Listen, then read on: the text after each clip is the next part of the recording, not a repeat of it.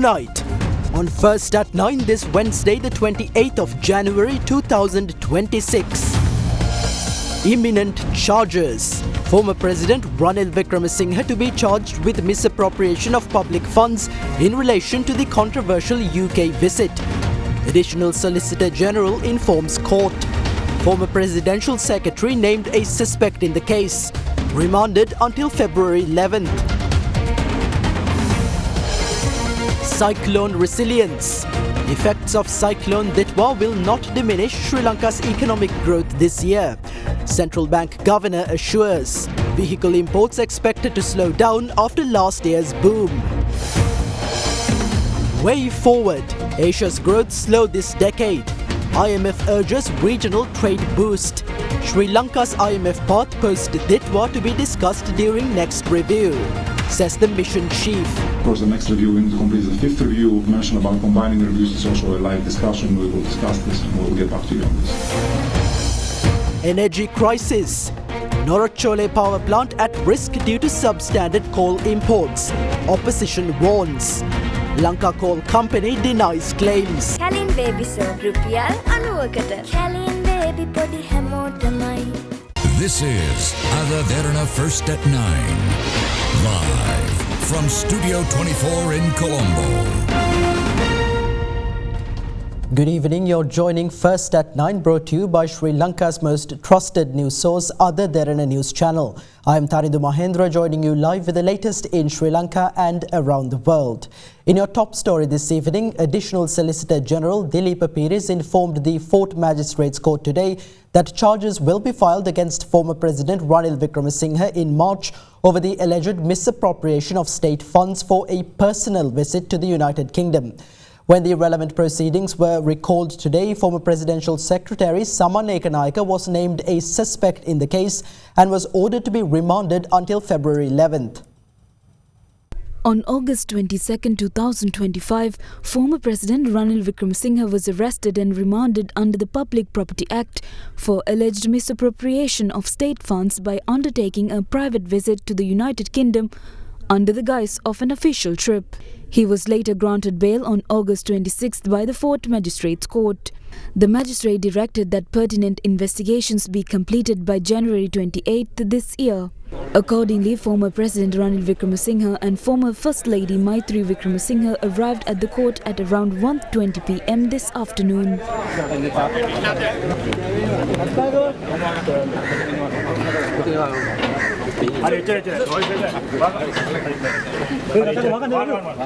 Representatives of the United National Party and other political representatives were also present at the court premises. During proceedings, Additional Solicitor General Dilip Peiris, presenting evidence on behalf of the Criminal Investigation Department, stated that a group of CID officials had travelled to the United Kingdom to conduct an investigation and had obtained statements from 13 officials of the Sri Lanka High Commission in London. The Additional Solicitor General noted that according to the testimonies, the former president was not a notable guest at the convocation of the University of Wolverhampton despite his claims of receiving an official invitation. The Additional Solicitor General further noted that the official photographer and videographer of the Presidential Secretariat, Chintaka Prasanna, had testified that no official photographs had been taken during the visit. Additional Solicitor General Peiris, who asserted that these testimonies are evidence that the visit was in fact personal and not official, declared his intention to file indictments against the former president. Additional Solicitor General Dilip Peiris informed the court that former Secretary to the President Samaneka had manipulated official documents pertaining to the trip, changing the phrase private visit to official visit. 4th Magistrate Isurunetti Kumara stated that the court was of the opinion that the visit in question appears to be personal in nature and inquired how long the investigation would take. In response, Additional Solicitor General Dilip Peiris stated that approximately 90% of the investigation is complete and is expected to conclude within a month. He asserted that charges will be filed against the former president in March.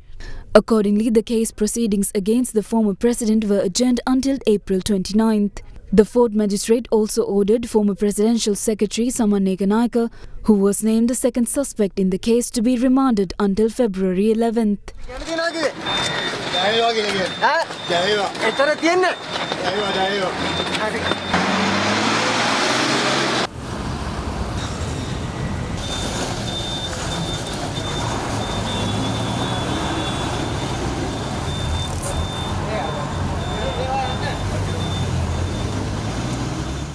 ඔබේ සම හඳුනාගෙන ඖෂධීය ශාකසාරමය Forever face wash එකක් භාවිතා කරන්න.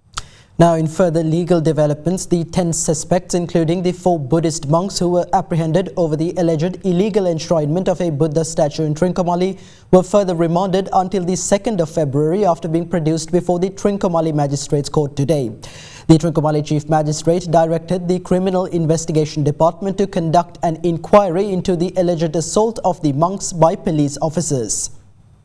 The lawsuit filed by the Department of Coast Conservation and Coastal Resource Management alleging unauthorized construction and enshrinement of a Buddha statue within the Trincomalee City Coastal Protection Zone was recalled before the Trincomalee Magistrates Court today.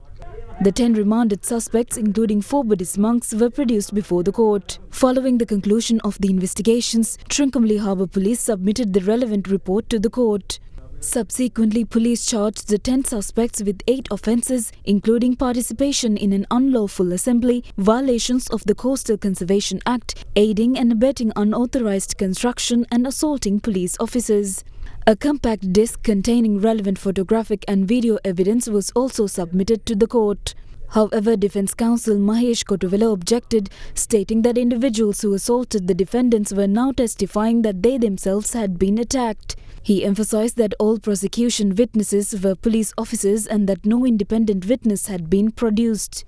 Meanwhile, Udaya Gammanpila, who also represented the defendants, submitted that officers attached to the Trincomalee Harbour Police and the Nilaweli Police had been visiting the residences of the suspect and their relatives, exerting pressure on them to withdraw the fundamental rights petition filed before the Supreme Court. He noted that while his clients were suspects in the present case, they were simultaneously victims and witnesses in Supreme Court proceedings and thereby requested the court to take immediate action against the police for intimidating victims and witnesses. Gammanpila cautioned that initiating legal action against the police in a recent incident involving the assault of a Catholic priest, while failing to act in this instance despite clear evidence of misconduct, could foster conditions conducive to religious discord in the country. Subsequently, Defence Counsel Sanjeeva Veeravikrama submitted that an inquiry should be conducted into the alleged assault on the monks, which he claimed was politically motivated. After considering the submissions, the Trincomalee Chief Magistrate ordered the Criminal Investigation Department to conduct an investigation into the allegation of assault and to report its findings to the court. The magistrate also ordered that 10 suspects be further remanded until February 2nd. Prime Minister Dr. Harini Amarasuri assures parents that no injustice will be caused to students due to the non-implementation of the revised Grade 6 curriculum this year. She made this assurance at a protest in Galle today, where demonstrators called for the immediate implementation of the postponed education reforms.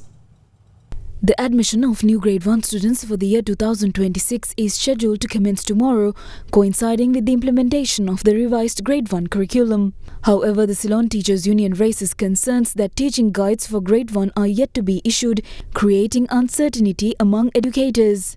Meanwhile, the Frontline Socialist Party distributed pamphlets in Kiribati today to raise public awareness of the potential issues associated with the proposed education reforms. Meanwhile, the Samagi Janabalawege staged a demonstration against the proposed reforms at the Kalutara main bus stand. A tense situation arose when a passing motorcyclist was attacked after being accused of insulting the protesters.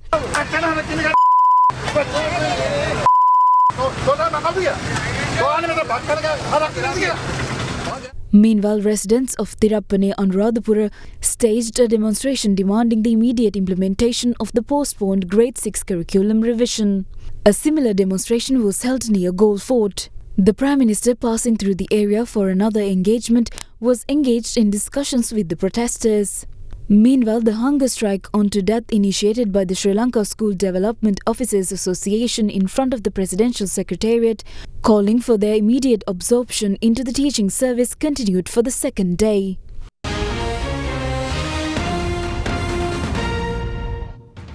Welcome back to First at 9. Now, Central Bank Governor Dr. Nandalal Veerasinghe says Sri Lanka's economic growth in 2026 is unlikely to be affected by the shock of Cyclone Ditwa. Speaking at the monetary policy briefing today, Governor Veerasinghe also stated that vehicle imports are expected to decline to approximately $1.5 billion from an unprecedented $2 billion last year. The Monetary Policy Board at the meeting held yesterday decided to keep the policy interest rate, which is the overnight policy rate, unchanged at the rate of 7.75. The board is of the view that the current monetary policy stance will support steering inflation toward the targeted level of 5%. The headline inflation remains unchanged at 2.1% in December, and we have seen some pickup in core inflation as expected. In December 2025, we have seen some pickup in food inflation that was mainly caused by DIDBA-related disruption supply chain, as well as some seasonal demand for food items. On the inflation projection, we see that acceleration of inflation is expected to be only gradual, and inflation will move towards the targeted level by the second half of this year. Core inflation is also expected to accelerate in line with the improving demand conditions in the economy. On the growth trajectory, we have seen the economy growing at a healthy level of 5% over the first 9 months of 2025. This has been broad-based, with 3 major sectors contributing positively to the growth thus far in 2025. However, there must have been some slowdown in the last quarter of 2025, mainly due to the DIDBA-related disruption. The leading indicators suggest faster than expected recovery in economic activity, so this will be reflected in the growth performance in the upcoming period. Despite a large debt service payments, the gross official reserves was built to $6.8 billion level by the end of 2025. What would you say would be the long-term impact of Cyclone Detwa on economic growth? There's no long-term impact, it's a short-term impact. There could be some slowdown in the GDP growth for Q4. We are waiting for numbers compared to what was expected. There could be a little lower growth for Q4 2025. There could be a positive impact on the 2026 growth because of the additional fiscal stimulus. On the topic of IMF program, has there been any formal communication regarding renegotiation? EFF facility will continue to complete the fifth review. They are here these days. Assess impact, and then next step is for them to come and have a staff review mission. They look at the targets and see whether it's appropriate to revise the target. That discussion will happen during the next mission. Then once that is completed, there will be a staff level agreement to complete that review, and then it will continue. Governor, in regard to investor confidence, has that actually translated into real investment to Sri Lanka? It's important to rely more on foreign exchange earnings than investments. I've seen last 3 years and continuously we have been able to record current account surpluses. This year also we are expecting that this year also country will record the current account surplus in terms of more foreign exchange earnings than what we are going to spend this year. Obviously, investment also is important. There are certain things like rating will have to be improved. This year there will be an upgrade of sovereign ratings. Certainly help improve the trust and confidence of investors. That domestically we can see credit is expanding. Stock market investment is happening in a big way. There are evidences of domestic investments happening. There's confidence growing in locally. 2026 වසර සඳහා වාහන ආනයනය කොතරම් ප්‍රමාණයක් ඇස්තමෙන්තු කළ තියෙනවද කියන? ඇස්තමෙන්තු කරන්න කල් වැඩි අපි. It is still too early to make estimations. Last year, vehicle imports were valued at around $2 billion, which is unprecedented. Since imports resumed after a 5-year suspension, there was a large influx of vehicles by the middle of the year, mainly from July to September. After that, the number of vehicles imported and the number of LCs opened declined. As a result, vehicle prices also declined. This year, we expect imports to be lower than last year, with a high-end estimate of about $1.5 billion. පුරිම අපි හිතන්නේ බිලියන 1.5 විතර වගේ ප්‍රමාණයක් එන්න පුළුවන් මේ අවුරුද්දේ. Director of the Asia-Pacific Department of the International Monetary Fund, Dr. Krishna Srinivasan, says the progress of Sri Lanka's Extended Fund Facility Program has been satisfactory. Meanwhile, IMF Mission Chief for Sri Lanka, Evan Papageorgiou, said the IMF mission will return to Sri Lanka to discuss the continuation of the EFF program following Cyclone Detwa, as the fifth review, which was postponed due to the cyclone, still needs to be completed. Particularly, what we are saying is the global growth is projected to remain resilient at 3.3% in 2026, declining modestly to 3.2% in 2027. What I would say is that headwinds from shifting trade policies, which we all are now used to, are being offset by tailwinds from surging investment related to technology, notably AI. Asia has grown more slowly this decade than in the past. There's resilience in the region in terms of growth. It's not going sufficiently fast enough. And risk risks are to the downside. Trade tensions could re-emerge. You could have shocks from financial conditions tightening, debt servicing costs rising higher, and so on and so forth. So yes, prospects have improved, but risks remain to the downside. There is scope for Asian economies to integrate more within themselves. In other words, intra-regional trade could be enhanced. What we look at is, yes, many countries have lowered tariffs and so on, but non-tariff trade restrictions that's significant in Asia. If these are lowered, there's significant impact that intra-regional trade can play, integration can play. In particular, countries in ASEAN could benefit a lot. So the number we have is 1.7% in terms of real GDP gains by just opening up regionally. The Sri Lanka program, pillars of the program was based on revenue-based fiscal consolidation coupled with institutional fiscal reforms and strengthening social safety nets. I would underscore the fact that the program had a floor on how much the government should spend on social safety nets. When I say floor, that means a minimum, so it could do more. The second pillar was to restore debt sustainability, both through fiscal consolidation and through debt restructuring. The third was to restore price stability and rebuild external buffers. Fourth, safeguard financial stability. And last is to improve governance and reduce corruption. The progress until now has been pretty gratifying, pretty satisfying in many ways. Growth has really picked up very sharply. 5% growth over the last year. Tax revenue as a share of GDP, when at the depth of the crisis was 7.3% of GDP. Today, it's at about 14.8%. So this reflects the efforts made by the government, by the people of Sri Lanka in terms of enhancing revenues as a share of GDP, which provides kind of an anchor for the fiscal. 2-3 years ago, inflation was 70%. Today, inflation is in the range of 2 to 3%, will likely climb to the central bank's target of 5%. So if you look at success of the program, there's still a long way ahead in terms of things which need to be done. Overall, I would say that the program has been successful. Given the uncertainties in the US, how do you see the growth in Asia? The uncertainty was at a very elevated level in April 2025. It's come down since then, as I showed on the chart. Uncertainty is still there. It's a factor which comes into play, and that's why we talk about the fact that risks to the outlook are to the downside. So trade tensions could re-emerge. There could be a tightening of financial conditions. There could be debt-related vulnerabilities which come up in certain countries. For a country like Sri Lanka, especially in the South Asian region where non-tariff barriers are higher, how would you describe Sri Lanka dismantle these barriers amid an ongoing reform program? And are these more institutional, regulatory, or political? There is quite a lot of additional things that Sri Lanka can do, and we have identified that in earlier discussion as well. Sri Lanka's particular structure for tariff policy, for example, is one that also needs to be looked at, not just non-tariff barriers, but also the tariff itself. There is scope for some policy. Obviously, alongside of other policies that need to be implemented, allowing for greater access to the domestic market, for operating greater incentives for FDI, but also removing FDI impediment. There is not just one thing that holds back either investment or any sort of export or import intermediation. There's a collection of issues that we have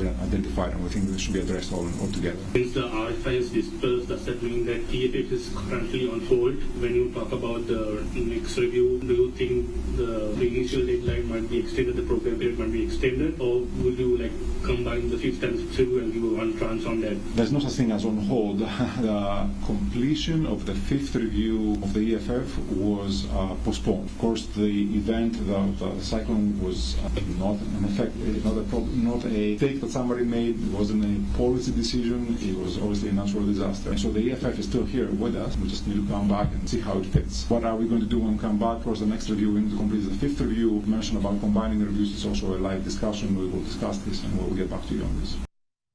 A cultural festival marking the Chinese New Year was held recently at the Nelumpokuna Theatre, featuring performances by artists from China and Sri Lanka. Speaking at the event, Chinese Ambassador Chi Zhenhong hailed the enduring partnership between the two nations built on mutual respect and equality. Meanwhile, Speaker of Parliament Dr. Jagat Wickramaratne reaffirmed Sri Lanka's position as a key partner in China's Maritime Silk Road initiative. Ahead of the Chinese New Year, a cultural event titled Happy Chinese New Year Performance 2026 was held yesterday at the Nelumpokuna Theatre with Speaker of Parliament Dr. Jagat Wickramaratne and Chinese Ambassador to Sri Lanka Chi Zhenhong in attendance as the chief guests. Former Presidents Chandrika Bandaranayake Kumaratunga and Maithripala Sirisena and JVP General Secretary Tilvin Silva were also in attendance alongside several other political figures.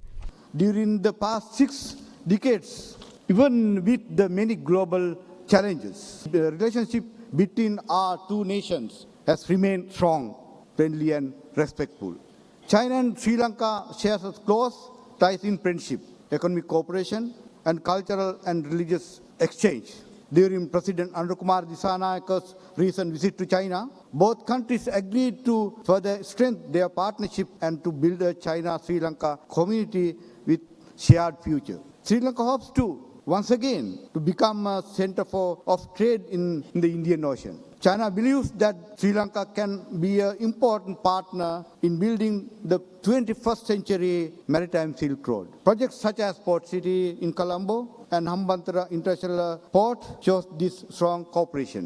The true friendship between nations is built not only through the trade and development, but also through the culture and people-to-people contact. As we celebrate the Chinese New Year, I wish the people of China and Sri Lanka peace, good health, happiness, and prosperity. As the Chinese Lunar New Year of Horse approaches on February 16, we gather here at the Lalum Pokuna Theatre, a symbol of China-Sri Lanka friendship, to jointly inaugurate the 2026 Happy Chinese New Year. China and Sri Lanka are good neighbors and reliable partners. Our friendship, with a history spanning millennium, remains evergreen and strong. Our bilateral relations, building on foundation of mutual respect, equality, and mutual benefit, have stood the test of time and changed international landscape, maintaining steady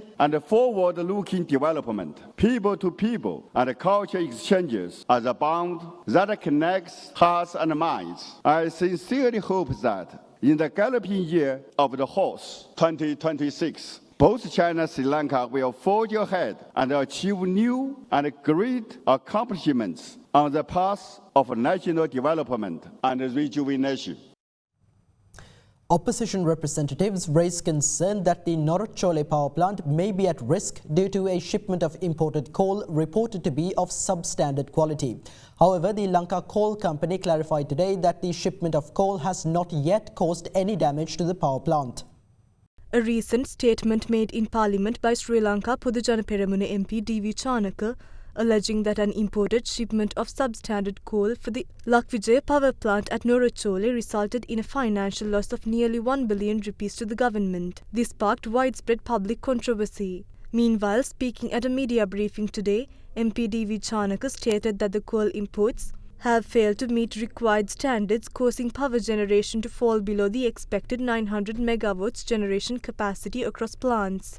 He further stated that equipment failures, quality issues and non-compliance with contract terms have created a serious operational and safety crisis, adding that government had accepted stocks from the same supplier with penalties only. In response to the growing public debate, a media briefing was convened at the Government Information Department to clarify matters related to the disputed coal imports. The briefing was attended by engineers from the Norachole power plant as well as representatives from the Ceylon Electricity Board and the Lanka Coal Company. දැනට ප්‍රතික්ෂේප වෙලා තියෙන්නේ පළවෙනි ගල්ලංගුරුනේව. දැන් එන්නේ දැන් report එන්න තියෙන්නේ 3 සහ 4. Quality assessment reports for both the first and second shipments have already been received. Of these, only the first shipment was found to contain coal with a calorific value below the accepted standard. Range එකෙන් පහළට ගිහිල්ලා තිබුණේ. පාටලි චම්පික මහත්මයා කියනවා රජයට ගන්න දඩ මුදල වගේ දෙගුණයක පාඩුවක් වෙන්න පුළුවන් කියලා. ඒ කතාව ඔබතුමාලා පිළිගන්නවා? නෑ අපි පිළිගන්නේ නෑ. We do not agree with that claim. A penalty amounting to $2.1 million has been imposed on the first shipment alone. Given that the average value of a coal shipment is approximately $6 million, this fine is substantial. We believe that enforcing such a significant penalty serves as a strong deterrent and will help prevent the recurrence of similar issues in the future.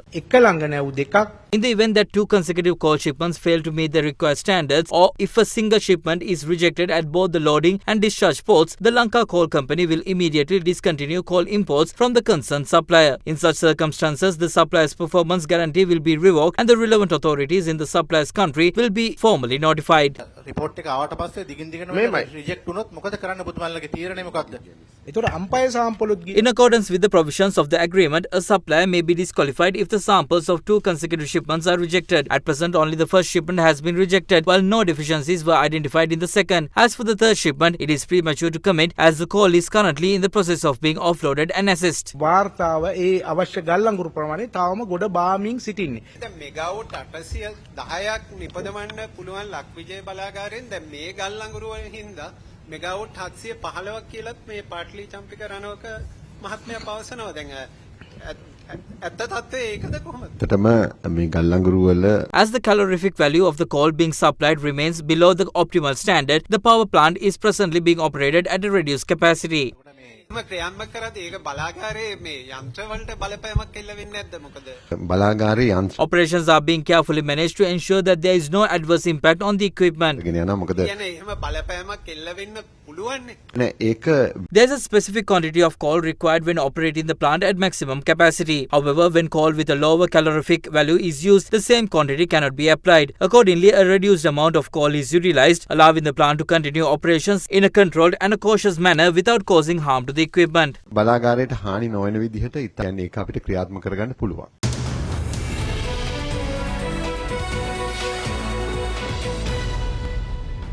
Welcome back to First at 9 in your business news. The Colombo bourse closed in mixed territory today as a result of price losses in counters such as Lanka Holdings, Senkadagala Finance and John Kills Holdings.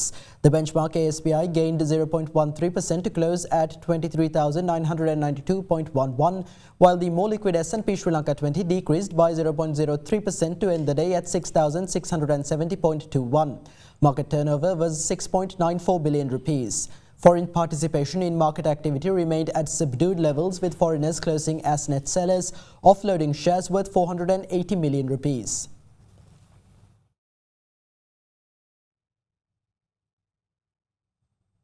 That's all for tonight from First at 9. Thank you for joining. Have a great night.